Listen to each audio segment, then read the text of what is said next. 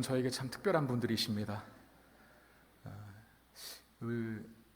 목회자가 되다 보니까, 특별히 이제 담임 목회자가 되어서 없었던 고민이 하나 생겼는데, 이 주일이 낀 공휴일이 그렇게 반갑지 않다는 거예요. 왜 반갑지 않겠습니까?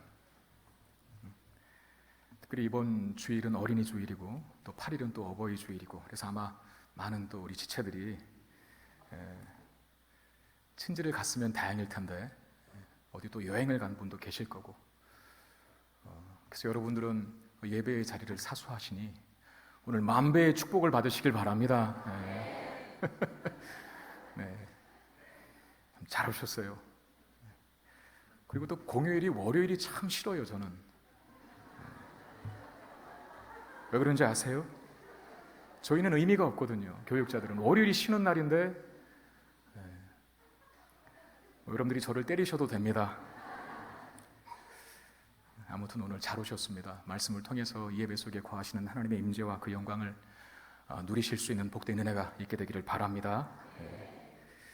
우리 오늘 본문 사무엘상 30장인데 이 30장 말씀을 나누기 전에 29장이었던 내용을 잠깐 상기해 볼 필요가 있습니다. 다윗이 그 아기스 때문에 동족 이스라엘과 전쟁을 해야 될 그런 입장에 놓였었지 않습니까? 근데 그 블레셋의 나머지 방백들, 여러분 블레셋은 5개의 성부로 이루어진 국가라 그랬잖아요. 각각 막강한 파워를 가지고 있는 연방 체제의 군주국가, 그러니까 4개의 성읍마다 5개의 성읍마다 쉽게 말하면 대통령격들인 그런 권세를 가진 사람들이 다스리는 나라인데, 이 전쟁만 할 때 하나로 연합하잖아요. 전쟁을 할 때에는 4명의 방백들이 다윗의 참전을 반대한 겁니다. 저가 우리를 배신하고 우리 장수들의 목을 쳐서 그 사울 왕에게 갖다 바치고 그 사울과 화친을 청하면 어떻게 하냐. 그러니까 이 다윗의 배신을 염려한 4명의 방백들이 아기스, 가드왕 아기스에게 항의하죠. 데리고 가면 안 된다고.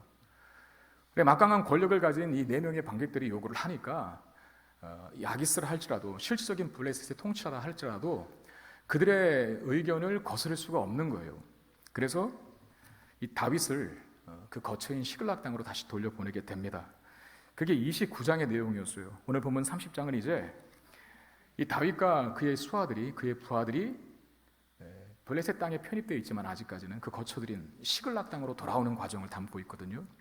오늘 본문 1절에 보니까 3일이 걸려서 이 시글락 땅으로 달려왔고, 또 자녀들과 또 아내들이 있는 그곳으로 돌아오게 되었다라고 기록하고 있는데, 근데 이 다윗과 그의 부하들이 믿기지 않은 광경을 이 시글락 땅에서 목격을 하게 됩니다. 무엇이었냐면 아말렉 족속이 이 시글락 땅을 공격해서 성읍을 다 불태웠을 뿐만 아니라 부녀자들을 사로잡아 간 것입니다. 그게 1절 2절 말씀인데, 다윗과 그의 사람들이 사흘 만에 시글락에 이른 때에 아말렉 사람들이 이미 네겝과 시글락을 침노하였는데 그들이 시글락을 쳐서 불사르고 거기에 있는 젊보나 늙은 여인들은 한 사람도 죽이지 아니하고 다 사로잡아 끌고 자기 길을 갔더라.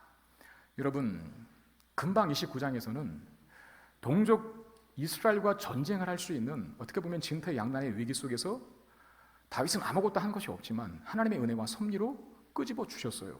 건져내셨어요. 구원해 주셨다는 겁니다. 근데 그 기쁨도 깡그리 잊어버릴 만큼의 고통과 괴로움을 겪게 되는데, 시글락 땅에서 무엇 때문이었습니까? 아말렉 족속이 그 성읍을 불태우고 가족들을 다 사로잡아 가게 된 것입니다. 하나님은 왜 다윗에게 이런 시련을 주실까요?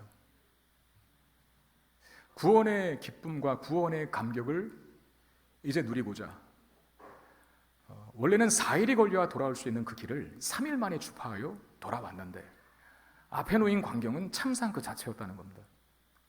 왜 하나님은 이렇게 했다가 저렇게 했다가, 기쁨도 줬다가 괴로움도 줬다가, 응답도 했다가 응답하지 않으시기도 했다가, 그러시는 이유가 도대체 뭘까요? 오늘 본문 6절에 보니까 백성들이 자녀들 때문에 마음이 슬퍼서 다윗을 돌로 치자 하니 다윗이 크게 다급하였다라고 되어 있는데, 이 일 때문에 다윗의 부하들이, 그 600명의 부하들이 다윗을 돌로 쳐 죽이려고 합니다. 다윗이 사실상 이 일에 관여한 것도 아니고 실질적인 책임이 있는 자도 아닌데, 리더라고 하는, 지도자라고 하는 한 가지 이유 때문에 그 모든 화살을, 그 비난의 화살을 몸에서 다 받고 있는 것이죠. 아마도 이 다윗의 수하들은 그렇게 생각했을 것 같아요. 네가 블레셋 땅으로 오자 그랬지, 너 왜 망명하자 그래갖고, 뭐 그런 생각 들지 않았겠어요? 그리고 왜 아말렉을 계속 공격해갖고, 여러분 사실 다윗이 시글락 땅으로 갔을 때에는 이 아기스가 유다 민족을 쳐서 그들의 전리품을 바치기를 원했던 것이지 아말렉 족속을 쳐서 그 전리품 바치기를 원하진 않았거든요. 근데 다윗이 거짓을 구했죠. 동족 유다 민족을 칠 수는 없으니까 아말렉을 공격하여 빼앗은 전리품들을 아기스 왕에게 갖다 바친 겁니다. 그러니까 아말렉 입장에서는 어떻게 보면 복수한 거죠.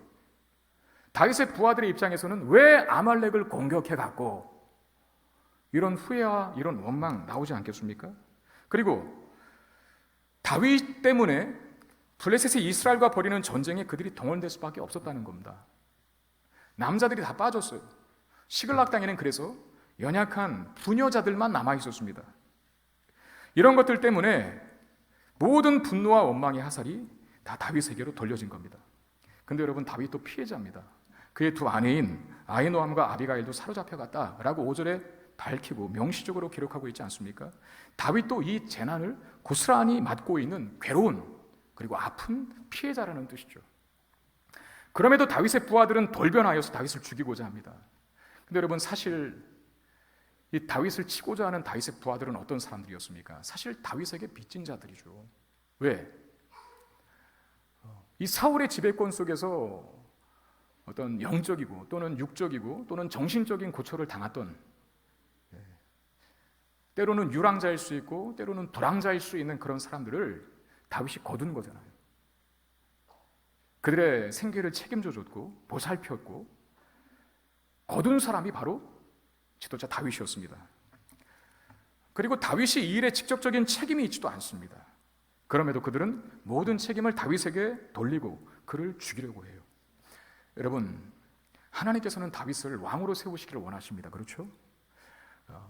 그러므로 왕이 되어져 가는, 왕으로 세워지기까지 이 다윗의 삶 속에서 벌어지는 모든 일들은 사실상 다윗을 이스라엘의 왕으로 준비시키기 위한 하나님의 계획된 섭리와 그리고 축본 속에 일어나는 일들이라는 거예요. 다윗의 입장에서는 훈련 과정이죠. 그러므로 오늘 이 부하들이 다윗을 돌로 쳐 죽이고자 하는 그런 일조차도 하나님의 허락하에 일어난 일이고, 하나님 그 일을 향하여서 다윗에게 가진 목적이 있다는 겁니다. 그게 뭘까요? 여러분, 다윗의 수하들은 어쩌면 다윗에게 있어서 굉장히 자부심과 같은 존재들이었을 겁니다. 왜? 다윗이 블레셋 땅으로 첫 번째 망명했을 때에는 혼자였어요. 아기스가 받아줬습니까? 안 받아줬습니까? 안 받아줬어요, 그때는. 그런데 두 번째 망명에서 성공을 하거든요. 왜 아기스가 두 번째 망명 때에는 다윗을 받아줬을까요? 다윗에게 이 600명의 부하들이 있었기 때문이라는 사실, 그게 적지 않은 영향을 미쳤을 겁니다. 다윗 또한 그가 두 번째로 블레셋으로 망명하겠다라고 시도할 수 있는 그런 결정과 결심에 어떻게 보면 결정적인 역할을 했던 이유 중에 하나도 그에게 벌한 듯 내놓을 만한 600명의 장수가 있었기 때문이라는 거예요. 어쩌면 다윗의 부하들은 다윗이 신뢰하고 있고 의지하고 있는 대상일 수 있다는 겁니다. 근데 오늘 본문의 시점에서는 바로 그들로 인해서 다윗이 신뢰하고 다윗이 의지했고 다윗이 심지어는 자랑할 수 있었던 그 부하들 때문에 다윗이 죽을 위기에 처해 있어요. 여러분, 하나님은 다윗에게 무엇을 가르치시고자 하시는 겁니까? 따라합시다. 사람을 믿지 말자. 지도자는 그래야 됩니다. 특별히 영적인 지도자는. 목회자인 저에게서도 마찬가지고, 여러분, 우리 그리스도인들은 다 하나님의 사람들이고 하나님의 리더들이에요. 우리에게 훈련시키는 한 가지 과정이 뭐냐면 하나님밖에 없다는 거예요. 사람 의지하지 말라는 거예요. 이 훈련을 다윗에게 시키는 겁니다. 여러분, 그렇지 않습니까? 사람은, 인간은 다 연약하고 한계가 있습니다.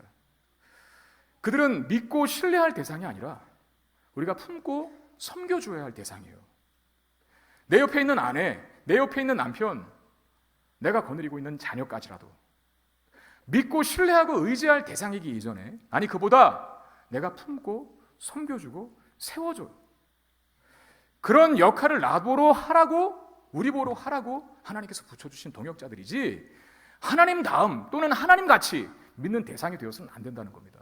만약에 그렇게 되었을 때 아무리 가깝고 정말 절친이었고 나에게 큰 유익을 주는 사람이라고 판단된 그 사람이라 할지라도 결국은 내 등에 칼을 꽂게 되어 있습니다. 다윗이 자신을 죽이려고 하는 이 부하들 때문에 다급해졌다라고 표현하고 있어요. 괴로움이 가중되고 있고 극심한 압박감, 공포감에 시달리고 있다는 뜻입니다. 하나님이 이 사건을 통해서 다윗에게 가르치시는 것, 그겁니다. 너는 나만 믿으면 된다는 거예요. 하나님밖에는 없다라고 하는 것이죠. 하나님만이 우리가 인간이 믿고 신뢰해야 할 유일한 대상이라는 사실, 여러분 믿으시기를 바랍니다. 그 하나님밖에 없다라고 하는 말씀을 아마 다윗이 들었을 거예요. 하나님의 음성으로. 그 다윗이 어떻게 합니까? 6절을 한번 다시 볼까요? 6절. 백성들이 자녀들 때문에 마음이 슬퍼서 다윗을 돌로 치자 하니 다윗이 크게 다급하였으나, 그 다음 같이 읽어보겠습니다. 시작. 그의 하나님 여호와를 힘입고 용기를 얻었더라. 하나님을 의지하는 대로 나아갑니다. 그렇죠? 하나님을 의지했더니 하나님께서 힘을 주시고 그에게 용기를 주십니다. 여러분, 저는 여기서 다윗과 사울의 대조와 차이를 봅니다. 사울도 사무엘상 24장에서 소리 높여 울었던 적이 있어요. 사울 왕도. 언제 어느 때 그랬는지 기억나십니까? 다윗이 사울을 첫 번째로 죽일 수 있었던 기회에 어디서 맞았습니까? 제가 선물 드릴게요. 맞춰보세요. 어디서 그 위기를 맞았죠? 엔게디 동굴에서. 근데 다윗이 죽입니까? 안 죽입니까? 안 죽였어요. 뭐만 가지고 나오죠? 물병이라고 말하지 마세요. 창이라고 말하지 마세요. 그건 두 번째예요. 첫 번째, 옷자락만 베갖고 나왔잖아요. 그리고 상황이 종료되고 다윗이 먼 발치에서 옷자락을 막 돌리면서 당신의 옷자락이라, 내가 당신의 목을 벨 수도 있었지만 난 당신에게 저그가 없다. 이제 믿겠느냐? 근데 왜 나를 자꾸 죽이려고 쫓아다니십니까? 그런 다윗의 말을 듣고 사울이 통곡합니다. 내 아들 다윗아, 내 아들 다윗아, 그러면서 우는데 뭐라고 다윗에게 얘기하냐면, 나는 너를 악하게 대하지만 너는 나를 선대하는구나. 그러면서 네가 나보다 의롭다. 여러분, 이 사울의 말에는 자기의 한계, 그리고 자기의 연약함, 그리고 자기의 결함, 조금 높은 곳에 올라가고 싶은데, 인정받고 싶은데, 존경받고 싶은데, 사랑받고 싶은데 안 되는 자신의 비애와 한탄이 담긴 울음이었습니다. 그리고 오늘 본문에서 사무엘상 30장에서 다윗 또한 역시 사울처럼 소리를 높여 운다라고 되어 있어요. 울음의 의미는 사울의 울음의 의미와 똑같습니다. 다윗도 연약함을 느끼는 거예요. 자기의 한계를 느끼는 거예요. 금방 구원받아서 기뻐했는데 돌아보니 그 구원의 기쁨을 깡그리 잊어버릴 만큼의 고난과 시련이 엄습했죠. 가족 하나 지켜주지 못하는 자신의 보잘것없음과 그 연약함 때문에 울어버린 거예요. 사울의 울음과 다윗의 울음의 차이가 없어요. 그러나 끝에 가면 차이가 하나 나타납니다. 그게 뭔 차이일까요? 사울은 그 울음을 하나님에게로 가지고 가지 않습니다. 근데 다윗은 그 울음을 하나님께로 가지고 가요. 이 차이입니다. 믿음의 사람들에게는 그런 특징이 있습니다. 우리의 연약함을 확인합니다. 괴롭고 답답한 상황, 앞뒤가 꽉 막힌 절박한 상황에 직면할 때 그리스도인들이라면 그들이 그 상황 속에서 하는 한결같은 특징은 뭐냐면 하늘을 쳐다본다는 거예요. 위로부터 얻어지는 그 은혜를 구합니다. 그리고 그렇게 은혜를 구하여 하나님을 바라보고 하나님을 구하는 자들에게 하나님께서 반드시 은혜와 능력을 공급하시는 거예요. 오늘 본문에는 힘과 용기를 주셨다라고 기록되어 있지만 원문에는 강하고 튼튼하게 되었다라고 되어 있어요. 하나님께 나아가 하나님을 붙든 다윗이 그 위기 속에서 얻은 것이 뭐냐면 강하고 튼튼하게 된 거예요. 상황은 바뀐 게 없습니다. 잡혀간 식구들이 돌아왔나요? 무슨 희소식이 들렸습니까? 그런 게 없었어요. 근데 그런 시련과 문제와 아픔들을 능히 이기고 능히 극복할 만한 강하고 튼튼함을 하나님께서 그의 마음과 내면에 먼저 허락하셨다는 겁니다. 여러분, 우리도 어려운 문제 앞에 눈물 흘릴 수 있습니다. 아니, 심지어는 울어야 합니다. 그 울음을 통해서 우리 자신의 연약함과 한계를 인정하십시오. 그러나 울고만 앉아있는 건 결코 하나님의 뜻이 아닙니다. 징징대고 앉아있는 것은 결코 하나님의 뜻이 아닙니다. 그러고만 앉아있는 것 아니에요. 어떻게 해야 합니까? 하나님께로 나아가야 돼요. 하나님을 붙잡는 대로 나아가야 합니다. 이게 그리스도인들이 가져야 할 정당한 태도거든요. 울음 후에 우리의 시선을 하늘로 향해 하고요, 위로부터 내려오는 은혜를, 하나님의 은혜를 간구해야 합니다. 그러면 그 은혜를 간구하는 하나님의 사람들에게, 하나님의 백성들에게 하나님 반드시 크고 강하게 하실 줄로 믿습니다. 하나님을 힘입은 다윗이 제일 먼저 한 일이 뭐였습니까? 7절 말씀 보시면 다윗이 아히멜렉의 아들 제사장 아비아달에게 이르되 원하건대 에봇을 내게로 가져오라. 아비아달이 에봇을 다윗에게로 가져왔다 그랬습니다. 다윗 곁에 지금 누가 있습니까? 제사장 아비아달이 있고, 그리고 그가 입는, 제사장들이 입는 성의였던 에봇이 있습니다. 그 에봇은 그 앞에 이 가슴 쪽에 흉패가 달려 있거든요. 그걸 보통 판결 흉패라 그렇게 얘기를 합니다. 그 판결 흉패 안에 우림과 둠밀이라고 하는 주사위 같이 생긴 보석이 있어요. 두 개. 우림은 해라, 가하다라고 하는 하나님의 뜻을 확증하는 것이고, 둠밈은 안 된다, 부하다라고 하는 하나님의 말씀을 확증하는 표시예요. 이 우림과 둠밈을 통해서 하나님의 뜻을 묻는 겁니다. 여러분, 지금 다윗은 시련 속에 있어요. 가족들이 다 잡혀갔습니다. 그리고 심지어 부하들이 자기를 죽이려고 해요. 그런 위기의 순간 속에 있는 다윗 곁에 뭐가 있냐면 제사장이 있고 하나님의 뜻을 물을 수 있는 에봇, 즉 우림과 둠밈이 있다는 거예요. 오늘 본문은 명시적으로 그 아비아달을 누구의 아들이라고 이야기합니까? 7절 말씀 다시 보세요. 다윗이 아히멜렉의 아들 제사장 아비아달에게 이르되 그랬습니다. 여러분, 아히멜렉 기억나십니까? 누굽니까? 사울의 손에 죽은 제사장 아닙니까? 사울의 손에. 사무엘상 22장에서 우리가 확인했던 사건인데, 놉당의 제사장 아히멜렉과 85명의 제사장들을 사울이 단칼에 죽이고 없앴어요. 그 살육의 현장에서 구사일생으로 빠져나온 유일한 사람이 누구냐면 바로 아히멜렉의 아들 아비아달이었다는 거예요. 그가 다윗에게로 옵니다. 갈 데가 없으니까요. 다윗은 그를 받아주었죠. 품어주었죠. 그러면서 이렇게 말합니다. 고생 많았다. 이제 내가 널 지켜주겠다. 내가 너를 보호하는 일에 나의 생명을 바칠 것이다 라고 이야기를 해요. 다윗은 그를 따뜻하게 받아주었다는 겁니다. 지금 이 위기의 순간에 다윗에게 있어서 제사장 아비아달과 그가 가진 에봇이 다윗으로 하여금 큰 힘이 되고 있다는 거예요. 하나님의 뜻을 묻고 가르쳐주는 그런 계시의 통로가 되고 있습니다. 여러분, 우리도 우리가 가진 이 은혜의 자원들을 소중히 여기고 잘 활용할 수 있게 되기를 주의 이름으로 축원드립니다. 말씀, 그리고 기도, 그리고 예배의 자리, 하나님께서 우리에게 은혜를 주시겠다라고 약속하신 그 은혜의 방편들이에요. 사울처럼 그 은혜의 방편들을 가치 없게 여기고 함부로 여기고 아무렇게나 여기면 안 됩니다. 공휴일이고 연휴라 여행도 갈 수 있고 어디 갈 수 있지만 저는 기도합니다. 그분들이 있는 곳에서 하나님을 예배하게 되기를.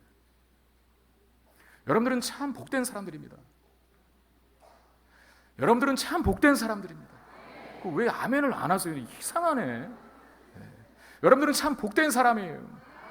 은혜의 자리를 귀한 것으로 알고 제가 여행 가지 말라는 게 아니에요. 저도 이따 끝나고 갈 겁니다.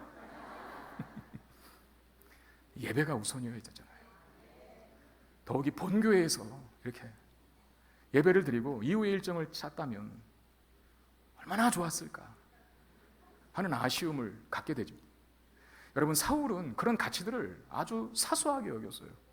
그러니 결국 결정적인 순간에 우리가 27장에서 보았지만 사울이 아무리 응답해달라고 해도 하나님 무궁부탁 말씀하시지 않습니다. 계시가 딱 닫혀버려요. 근데 이 위기의 순간에 있던 다윗은 하나님께서 그 뜻을 보여달라고 기도했더니 그의 곁에 제사장이 있고 그의 곁에 하나님 뜻을 가르쳐주는 계시의 방편인 우림과 둠밈이 있으니 그 말씀을 들을 수 있게 되는 겁니다. 말씀의 자리, 기도의 자리, 예배의 자리, 그리고 우리 옆에 계신 성도님들 누구와의 관계도 막혀서는 안 돼요.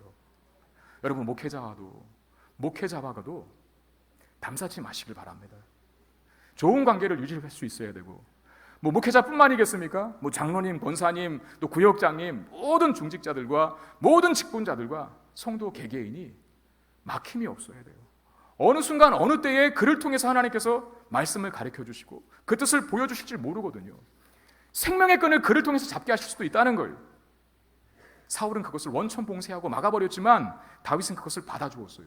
아비아달을 품어주었지 않습니까? 결정적인 위기의 순간에 아비아달이, 그리고 제사장의 에봇이 그에게 큰 도움을 주고 있어요. 다윗이 하나님의 뜻을 묻습니다. 하나님 어떻게 하면 좋겠습니까? 하나님 이 상황을 어떻게 타개합니까? 하나님 제가 따라가겠습니까? 그들을 따라잡겠습니까? 가족들을 구출해 내겠습니까? 하나님 뭐라고 답하실까요? 여러분 8절 한번 보십시오. 다윗이 여호와께 묻자와 이르되 내가 이 군대를 추격하면 따라잡겠나이까? 라고 물은 거예요. 하나님의 뜻을. 그랬더니 여호와께서 이렇게 답하십니다. 그를 쫓아가라. 네가 반드시 따라잡고 도로 찾으리라. 여러분 여기서 우리는 하나님의 특징, 응답의 특징들을 발견합니다. 그게 뭐냐면 하나님은 결론만 가르쳐 주세요. 하나님은 결론만 가르쳐 주세요. 여러분 지금 이 상황에 굉장히 복잡하고 난해한 문제에 직면한 겁니다. 왜? 아말렉 족속은요 베두인족들입니다. 베두인족들은 사막과 광야 생활을 너무나 잘하는 사람들이에요. 이들이 도망간 지 한참 시간이 지났고, 그리고 그들은 눈을 감고도 광야와 사막이 어딘지 다 알아요. 그런 사람들을 이제 추격해서 찾을 수 있을까? 불가능한 일이라는 겁니다. 그럼 하나님께서 응답을 주실 때 구체적으로 제시해 줘야죠. 찾을 수 있다, 따라잡을 수 있다, 구출한다, 이게 아니라 버스 타고 가라, 그리고 8번 종점에서 내려, 그리고 다시 12번으로 버스로 갈아타서 이제는 비행기를 타. 참 말이 안 되지만요, 어쨌든 그렇게 구체적인 방법을 제시해 줘야 된다만, 여러분 우리도 그런 게 답답하잖아요. 우리의 문제는 굉장히 복잡하고 여러 가지 과정들이 얽혀 있는데, 얽히고 설켜 있는데, 하나님께 기도만 하면 그냥 하나님 내가 널 사랑한다 끝이에요. 내가 너와 함께하다 끝이에요. 나는 너의 하나님이다 끝이에요. 아니 하나님 그거 말고요, 이 상황 속에서 어떻게 해야 되죠? 빼야 돼요, 더 해야 돼요? 한 발자국 갈까요, 뒤로 후퇴할까요? 이렇게 구체적으로 뭔가를 가르쳐 줬으면 좋겠는데, 하나님의 응답의 특징은 뭐라고요? 따라합시다. 결론만 말씀하신다. 이게 우리를 답답하게 해요. 근데 그게 하나님 응답의 특징이에요. 근데 더 놀라운 건 뭔지 아십니까? 다윗은 그 응답의 말씀을 믿고 움직였다는 거예요. 여러분 이게 믿음입니다. 때로는 믿음을 어떤 사람은 모험이라고 정의를 해요. 폴 트루니에라고 하는 이 기독교 작가가 있어요. 그 사람이 쓴 책 중에 모험으로 사는 인생이 있거든요. 아주 재미있게 제가 최근에 읽었는데 여러분 꼭 한번 읽어보시길 바랍니다. 대책 없이 무모하게 산다는 게 아닙니다. 하나님의 뜻이 맞다면, 그리고 하나님께서 응답하셨다면, 그리고 하나님께서 주시는 거룩한 확신이 있다면 계산이 안 떨어져도, 거기가 불구덩이 속이라도, 거기가 침몰시키는 물이고 바다라도 뛰어보라는 겁니다. 뛰어내려 보라는 겁니다. 발 담가 보라는 겁니다. 화염 속으로 들어가 보라는 겁니다. 그러면 안 죽는 것을 경험한다는 거예요. 여러분 우리가 때로는 곱게 신앙생활하는 것도 필요하지만, 근데 곱게 신앙생활하는 사람들의 최고의 약점 뭔지 아세요? 항상 그 수준을 평생 유지한다는 겁니다. 자라가야 되는데, 깊어져야 되는데, 크고 위대하신 하나님을 경험해야 되는데 안 뛰어들어요. 안 뛰어드니까 내가 물에 뛰어들었는데도 안 죽고 물 위를 걷는구나, 이걸 좀 체험해야 믿음이 성장할 텐데 성장 안 하는 겁니다. 하나님께서 불 가운데로 들어가도 타지 않는다고 약속하셨는데 내가 들어가 보니까 정말 안 타네? 여러분 그러면 그 믿음이 성장하지 않겠습니까? 하나님을 의지하는 믿음의 강도가 더 깊어지고 커지지 않겠어요? 근데 그것 자체도 안 하니까, 모험으로 사는 인생이 되지 않으니까, 바꾸고 말하면 믿음으로 사는 인생이 되지 않으니 항상 그 수준이 그 수준인 거예요.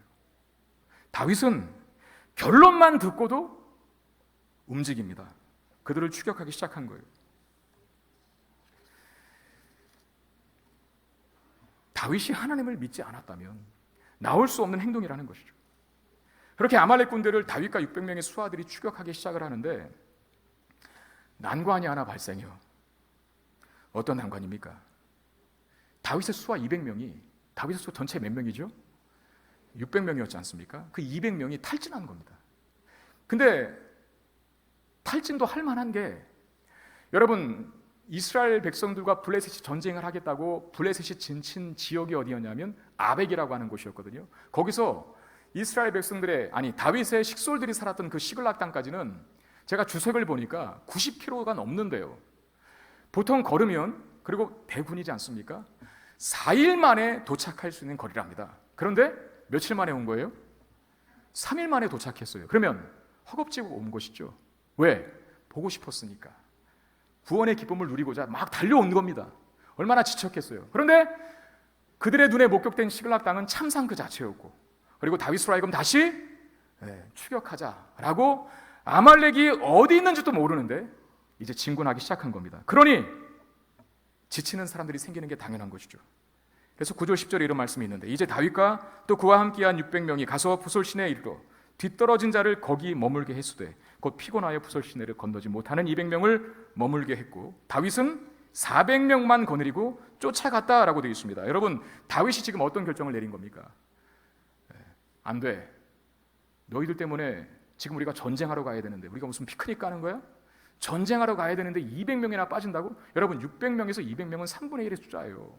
놀러 가는 게 아니라 전쟁을 하러 가는 거거든요. 200명이 안 간다고, 못 가겠다고 빠지면 나머지 400명의 군사가 사기 충천하겠습니까? 아니면 사기가 급격히 저하되겠습니까? 그건 다 자명한 말이거든요. 그럼 끌고 갔어야 되는데 다윗은 두말하지 않고 남아라 그럽니다. 다윗이 덕장이고 다윗이 인격자이기 이전에 이게 바로 믿음이 담긴 행동이라는 것이죠. 사무엘상 14장 6절 말씀에 보면 요나단이 했던 말을 여러분 기억하실 것입니다. 블레셋과의 전투에서 요나단이 했던 고백인데, 요나단이 자기의 무기를 든 소년에게 이르되 우리가 이 할례 받지 않은 자들에게로 건너가자. 여호와께서 우리를 위하여 일하실까 하노라. 여호와의 구원은, 여기서부터 같이 읽겠습니다. 시작. 여호와의 구원은 사람이 많고 적음에. 지금 이 말을 누가 했다고요? 요나단이 했어요. 요나단이 엄청나게 큰 대군인 블레셋, 사울이 벌벌 떨고 있을 때, 이스라엘 군대는 오합지졸 다 도망가고 없을 때 요나단이 그의 병기 든 자 한 사람과 더불어 블레셋 적진에 침투해 들어갑니다. 그때 스스로에게, 그리고 그 부하 한 사람에게 용기를 북돋는 이 말, 여호와의 구원은 사람이 많고 적음에 달리지 아니하였다. 이게 요나단의 신앙이었어요. 여러분, 요나단은 누구를 좋아했습니까? 다윗을 좋아했습니다. 다윗을 사랑했습니다. 그의 외모 때문이겠습니까? 아니에요. 같은 신앙을 가졌기 때문에 그래요.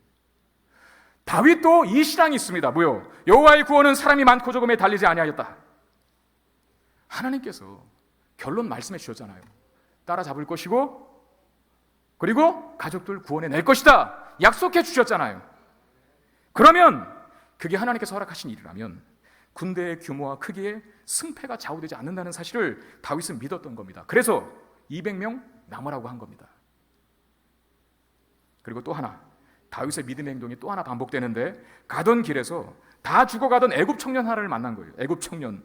11절 12절 말씀입니다. 무리가 들에서 애굽 사람 하나를 만나 그를 다윗에게로 데려다가 떡을 주매 먹게 하여 물을 마시게 하고 그에게 무화과 뭉치에서 뗀 덩이 하나와 건포도 2송이를 주었으니 그가 밤낮 사흘 동안 떡도 먹지 못하였고 물도 마시지 못하였음이니라. 그가 먹고 정신을 차렸다. 가던 길에 이제 200명을 두고 400명을 데리고 또 진군하던 중에 한 사람이 죽어가고 있는 거예요. 그가 누구냐면, 여러분, 황당한 건 아말렉 족속이 아니에요. 아말렉 족속이었다면 그를 잡아서 물어보죠. 너희들 어디 있냐고. 근데 애굽 청년이었어요. 그것도 다 죽어가는. 여러분, 전쟁을 앞둔 군대에게 다 죽어가는 병사 필요합니까? 아니면 버려야 합니까? 여러분, 영화 같은 데 보시지 않습니까? 전쟁 영화. 치명적인 상처를 입고 부상을 당한 병사는 조금 도와주다가 결국은 그 때문에 여러 사람이 피해를 보고 여러 사람이 죽을 수도 있기 때문에 때로는 전장통에서는 두고 와야 할 때가 있는 거예요. 포기할 때가 있는 법입니다. 지금 다윗은 가족들의 생존 여부가 안개 속에 가려 있고 그들의 목숨이 어쩌면 경각간에 달린 판국입니다. 이런 판국에 죽어가는 애굽 청년을 보살필 이유를 어떻게 찾겠으며 그 여유를 어떻게 가질 수 있겠습니까? 그럼에도 다윗은 그를 거두어줘요. 그리고 먹여줍니다. 회복시켜줍니다. 이렇게 행동할 수 있었던 이유도 마찬가지. 그가, 다윗이 하나님을 믿었기 때문입니다. 하나님 믿고 있으니까 마음에 평안이 있죠. 확신이 있죠. 하나님께서 승리를 주신다고 분명히 약속하셨으니까 내가 비열하게 이런 병든 자를 무시하고 지나쳐야 되겠는가. 이 상황 속에서 하나님의 뜻은, 나를 향한 하나님의 말씀은 분명히 저 병든 자를 싸매어주고 감싸주라는 것일 것이다. 그 확신 가지고 그를 고쳐준 것 아니겠습니까? 나중에 그가 회복되었을 때 그 청년의 정체를 다윗이 물어요. 여러분, 이 순서도 잘 기억하시길 바랍니다. 아말렉의 행방을 알고 있었기 때문에 그를 고쳐준 게 아니에요. 겉으로 보기에는 쓸모없는 사람이었어요. 그런데 그를 고쳐줍니다. 그리고 회복되었을 때 물어보는 거예요. 이제 넌 누구냐고. 그럴 때 그 애굽 청년이 뭐라고 대답하는지 13절 14절. 다윗이 그에게 이르되 너는 누구에게 속하였으며 어디에서 왔느냐 하니 그가 이르되 나는 애굽 소년이요 아말렉 사람의 종이더니 사흘 전에 병이 들매 주인이 나를 버렸나이다. 우리가 그렛 사람의 남방과 유다에 속한 지방과 갈렙 남방을 침노하고, 참 많이도 침노했죠. 그리고 마지막에 뭐라고 되어 있습니까? 시글락 땅을 불살랐나이다. 그럼 이 사람은 누구예요? 다윗과 그의 가족들, 다윗과 그의 부하들의 가족들을 포로로 잡아간 이 아말렉 일당들의 군사였다는 거예요. 애굽 사람이 맞지만 아말렉 사람에게 팔려왔는지 아말렉 사람의 종이 되어 그 전쟁에 참전했다는 거예요. 여러분, 세상은 참 이렇습니다. 병들고 쓸모없으면 벌어버려요. 그게 아말렉 아닙니까? 다윗은 병들고 쓸모없다고 하여서 버리지 않습니다. 왜 그럴까요? 세상은 하나님이 없기 때문에 그래요. 믿음이 없기 때문에 그래요. 승리와 구원의 약속을 세상은 갖고 있지 않기 때문에 각박해지는 겁니다. 그래서 그가 나에게, 우리에게 유익이 없다고 판단되면 버려버리는 거예요. 단칼에. 오늘의 정말 동지도 내일의 원수가 될 수 있고 적이 될 수 있는 게 세상이에요. 근데 다윗은 세상이 아니지 않습니까? 하나님 믿는 자 아닙니까? 하나님이 아버지인 자 아닙니까? 그의 모든 삶을 책임져 주고 있으니 이런 상황이 그를 거둡니다. 그리고 횡재해요. 그가 바로 자신들의 성읍인 시글락을 불태웠고 가족들을 포로로 잡아간 아말렉 족속의 한 군사였다는 거예요. 다윗이 물어봅니다. 그러면 너 아말렉 족속 어디 있는 줄 알아? 이렇게 물어봅니다. 15절. 다윗이 그에게 이르되 네가 나를 그 군대로 인도하겠느냐? 인도할 수 있니? 이렇게 물어보는 거예요. 그가 이르되 당신이 나를 죽이지도 않고 내 주인의 수중에 넘기지도 아니하겠다고 하나님의 이름으로 내게 맹세하소서. 그리하면 내가 당신을 그 군대로 인도하리이다 하니라 그랬습니다. 여러분, 성경은 소설이 아닙니다. 실제 역사적인 사건이에요. 이게 참 위대하고 축복된 복 아닙니까? 아말렉 족속을 찾는 일이 불가능한 일이었다는 겁니다. 그들은 유목민이었고 광야와 사막이라는 환경을 누구보다도 잘 아는 그런 사람들이었어요. 그런데 그들을 찾아 나선다? 불가능한 일이었다는 겁니다. 근데 찾습니다. 누구 때문에? 생각지도 못했던 병들어 죽게 된 애굽 소년을 거두었더니 그가 바로 그들의 행방을 알고 있었던 것입니다. 어리석고 쓸데없는 짓이라고 판단될 만한 행동을 다윗이 했어요. 근데 다윗은 하나님 뜻에 모든 걸 맡겼죠. 하나님이 기뻐하신 일에 자신의 생애를 드리고 결심했습니다. 그렇게 살아가는 자에게 하나님께서 어떻게 참 기상천외한 방법으로 그를 돕고 계신지를 애굽 청년의 입을 통해서 하나님 보여주시는 것이죠. 근데 여러분, 아직 문제는 남아있습니다. 아말렉 족속을 찾아서도 어떤 문제가 남아있습니까? 빼앗긴 재산과 가족을 어떻게 찾을 수 있는가? 그게 남아있어요. 여러분, 14절 말씀을 다시 보시면 이렇게 되어 있습니다. 우리가 그렛 사람의 남방과 유다에 속한 지방과 갈렙 남방을 침노하고 시글락을 불살랐나이다. 이게 지금 아말렉 족속이 노략한 성읍들이거든요. 몇 개의 성읍이 기록되고 있습니까? 여러분, 말하기 싫으시죠? 몇 개의 성읍이 기록되어 있습니까? 4개. 어디입니까? 그렛 사람의 남방, 유다에 속한 지방, 갈렙 남방, 그리고 시글락. 여러분, 이 정도의 성읍들을 공략하려면 아말렉이 대규모 병력을 동원해야 되는 거예요. 지금 그러나 그들을 공격해야 될 다윗에게는 몇 명이 있습니까? 처음에는 600명인데 그나마 200명이 힘들다고 떨어뜨려 놨어요. 400명밖에 없습니다. 이 400명을 가지고 어마어마하게 많은, 사실 얼마가 있었는지를 본문이 기록하고 있지는 않는데 아마도 거대한 규모의 적들이었을 겁니다. 그런 아말렉 족속을 공격해야 하는데 어떻게 400명 가지고 공격해요? 여러분, 하나님의 타이밍은 참 놀랍습니다. 하나님의 타이밍, 하나님의 때, 어떻게 하나님께서 일하시는가? 16절 말씀 한번 보시길 바랍니다. 한번 같이 읽겠습니다. 16절 시작. 그가 다윗을 인도하여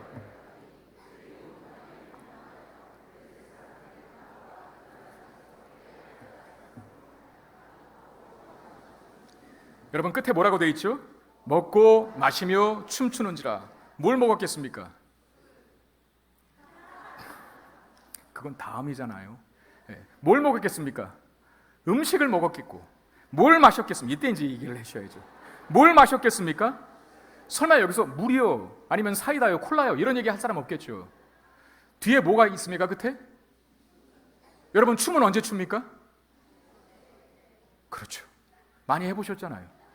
술이 한 잔 들어가야 몸이 흔들리는 겁니다. 물론 저는 해보지는 않았습니다. 아직까지. 오해하지 말아주세요. 딱 절묘한 순수예요. 먹고 마시며 춤췄다. 여러분, 이게 뭡니까? 아무리 아말렉 족속이 해변의 모래알같이 많아도 무장해제하고 있고, 그리고 만취 상태에 있으면 그건 마치 광야의 메추라기와 같은 신세인 거예요. 광야의 메추라기 한번 떠올려 보세요. 하나님께서 이스라엘 백성들이 고기 먹고 싶다고 하니까 모세는 아니 이 많은 민족을 어떻게 다 먹입니까? 믿지 못했는데 하나님께서 내가 그런 능력도 없는 줄 아냐? 그러면서 하신 방법이 뭐였어요? 날아가는 새를 그냥 뚝 떨어뜨려. 사람들이 잡아도 날아가지 않나요? 엄청 먹어댔지 않습니까? 이스라엘 백성들이. 이 사이에 그 고기가 끼어 있을 정도로. 지금 아말렉 군사들이 이런 상태입니다. 여러분, 이런 군대를, 다윗의 군대가 새벽부터 시작해서 저물 때까지 공략합니다. 그 결과 모든 것을 되찾게 되었다라고 오늘 보면 마지막 18절 19절에 이렇게 기록되어 있는데 한번 보겠습니다. 다윗이 아말렉 사람들이 빼앗아갔던 모든 것을 도로 찾고 그의 두 아내를 구원하였고 그들이 약탈하였던 것 곧 무리의 자녀들이나 빼앗겼던 것은 크고 작은 것을 막론하고 아무것도 잃은 것이 없이 모두 다윗이 도로 찾았더라. 할렐루야. 도로 찾았다. 회복되었다. 모든 것이 회복되었습니다. 여러분, 이게 뭡니까? 위기의 순간 속에서, 절체절명의 순간 속에서 하나님을 신뢰하는 자들이 누리는 복이라는 거예요. 다윗은 처음부터 그걸 했잖아요. 자기의 수하들이 돌로 치겠다고 공격해 왔을 때에 그때부터 시작하여 하나님을 붙들었죠. 그리고 하나님의 뜻을 물었죠. 결론만 가르쳐 주셨지만 그 말씀 붙들고 나아갔습니다. 그 믿음을 방해하는 200명의 탈진 사건이 있었음에도 불구하고 믿음으로 그들을 용서하고 그들을 용납하고 그들을 쉬게 해줬어요. 그리고 애굽 청년, 다 죽어가는 애굽 청년을 만났지만 믿음으로 그를 거두어주고 치료해줬어요. 그렇게 믿음으로 사는 자가 뭘 회복하는가? 잃었던 모든 것을, 잃어버린 모든 것을 회복하고 도로 찾는 역사, 하나님께서 허락하신 것입니다. 여러분, 우리도 예상치 못한 위기 중에 있을 수 있습니다. 울 기력이 없을 정도로 어려운 상황을 만날 수 있습니다. 많은 것을 잃어버릴 때가 있습니다. 그러나 하나님은 우리가 잃어버린 것을 통해 얻게 하실 것을 계획하시고 잃어버리게 하신다는 것, 여러분 믿으시기를 바랍니다. 그러니까 잃어버린 것 때문에 통탄해야 할 필요가 없어요. 하나님 뜻이 있거든요. 뭔가를 더 얻게 하십니다. 오늘 본문은 다윗이 드러나는 것은 잃어버렸던 가족을 찾았고 잃어버렸던 재산을 찾은 거예요. 그러나 보이지 않는 영적인 가치를 더 얻은 것이 있어요. 그건 뭐겠습니까? 하나님의 능력, 하나님의 지혜, 하나님의 위대하심, 그리고 하나님에 대한 더 큰 신뢰와 확신, 그 믿음, 이게 다윗의 영혼과 심령 속에 더 크게 찾아왔고 그가 얻은 것 중에 최고의 가치인 것, 여러분 기억하시길 바랍니다. 위기와 시련 속에 있어도 여전히 하나님만을 신뢰하십시오. 그러면 우리 하나님께서 잃은 것을 찾게 하실 뿐만 아니라 잃은 것보다 더 많은 것을 거두게 하실 것입니다. 이 은혜가 우리 모두에게 임하게 되기를 주님의 이름으로 축원드립니다. 기도하겠습니다.